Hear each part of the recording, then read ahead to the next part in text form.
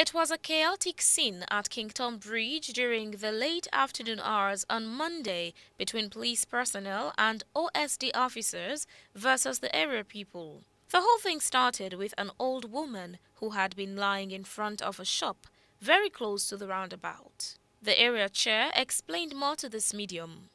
Well, yesterday afternoon from church, I met an old woman lying in front of the shop. So I jumped her and passed, but she wasn't dead then. Later I was sleeping when they came to inform me that the old woman is dead. I said I left that woman sitting there this afternoon. She died there around 2. We called 117, they didn't answer. At one point they answered. Another times they didn't answer. When they answered, they said they will come, but they didn't. We alerted the Adelaide Street police station. They didn't come. They called mortuary, a man named Sine. They didn't come. So we decided to block the street to get their attention. Now we the youth say, well, we can block the streets. At least when the people insist on block the street, they will not say something there where they can do. In the evening, around 7 going 8, we blocked the street. Around 9, the OC at Adelaide Street then came. He said we should stop. He left some officers at the scene who barricaded the cops. They said they will collect it in the morning, but they didn't. In the afternoon, the councillor came. He said he went to the council and he called Parker, but Parker said there is no vehicle for that. So the youth decided to block the streets. They blocked the streets because the corpse was decaying and it was very inconvenient for the residents. The mommy bell all swipe and the sensor begin overtake the place, fly all the pass the mommy. Sama went on to explain that police came in rough and even assaulted a man who was helping to block the road. She said the officers fired tear gas and that affected some asthma patients in the neighborhood. The police boss during the explanation had this to say in their defense. I never knew about the cops. We are from another operation at FPC, where the students were on strike. After dispersing them, we decided to use this route to go back to the office. Concerned citizens told us that the road is blocked. We came down peacefully and unblocked the road to drive through.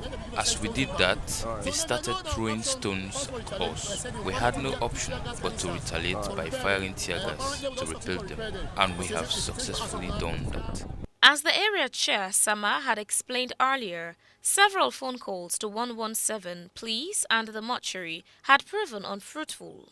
Now, for a country still battling with Ebola, this is a very negative sign and an attitude of complacency and untimely response displayed by the authorities. Sine Kamara, who was attached to the mortuary, explained their challenges as to why they had a very late response. For the past 12 years, I've been buying this fuel and pay the boys I am volunteering.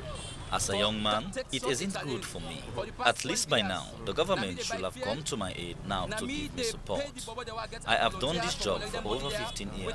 I took up this venture for one or two reasons. And because it is a shame and disgrace to have cops lying in the street, and this have been happening repeatedly. Recently, I collected another corpse at Leicester Road. I am not a politician, neither SLPP nor APC. I work with the interests of the people of this country. Like when this happened, if we had the proper logistics, we wouldn't have taken so long to respond. And we are just from Ebola and see what just happened. The woman has been lying there for over 3 days and has decomposed. I feel pity for the people in the environment. The government needs to show concern. I have tried my best. There are available ambulances, but it seems people are trying to avoid their given responsibilities. There are ambulances. Why don't they provide fuel? The boys are volunteers. We too have children. Sine said presently he has over 21 unidentified corpses at the mortuary. The corpse of the old woman was later on taken to the cemetery for burial without a post-mortem or an Ebola test. Till the time of burial, no one could identify the corpse. Sine called on anyone who's lost someone matching the description to report to the mortuary so the corpse will be exhumed for proper burial. PHEBEAN SWILL, Star TV, Freetown.